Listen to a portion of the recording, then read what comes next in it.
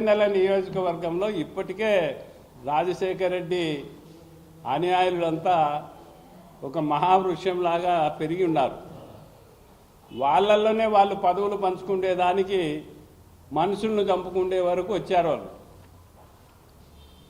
మనుషులను చంపుకొని కేసులు పెట్టుకొని చాలా నానా ఇబ్బందులు పడుతున్నారు వాళ్ళకే పదవులు లేక.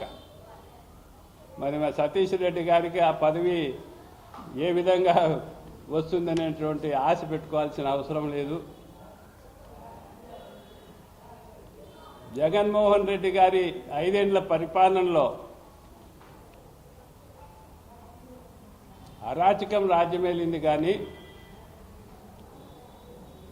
ప్రజలకు సామాన్యమైనటువంటి ప్రజలకు మేలు జరిగిన దాఖలాలు అయితే ఎక్కడా లేవు. కాబట్టి సతీష్ రెడ్డి గారు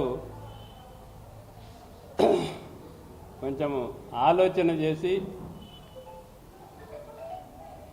మనం ఒక పార్టీ మీద విమర్శ చేసే ముందు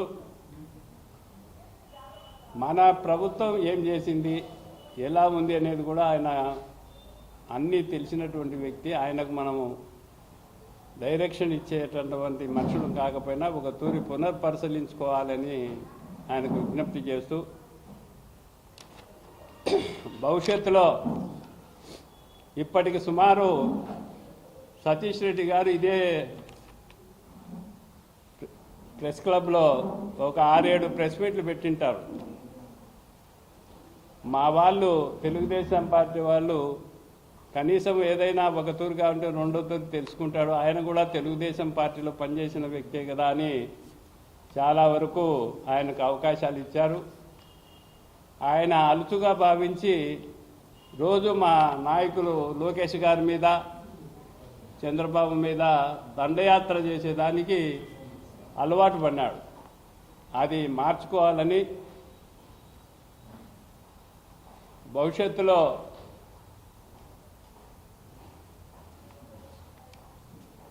ఈ విధంగా మాట్లాడితే, ఏదైనా తప్పుడుగా మాట్లాడితే పత్రికా ముఖంగా మళ్ళా తిరిగి సరైన సమాధానం చెప్పాల్సినటువంటి అవసరం వస్తుంది. కాబట్టి కొంచెం బాధ్యతాయుతంగా ఏదో జగన్ రెడ్డి దగ్గర మార్కులు సంపాదించుకునేదానికి కాకుండా ఈ రాష్ట్ర ప్రజలను దృష్టిలో పెట్టుకొని, ముఖ్యంగా పేద ప్రజలను దృష్టిలో పెట్టుకొని ఈ పత్రికా ప్రకటనలు చేస్తే బాగుంటుంది.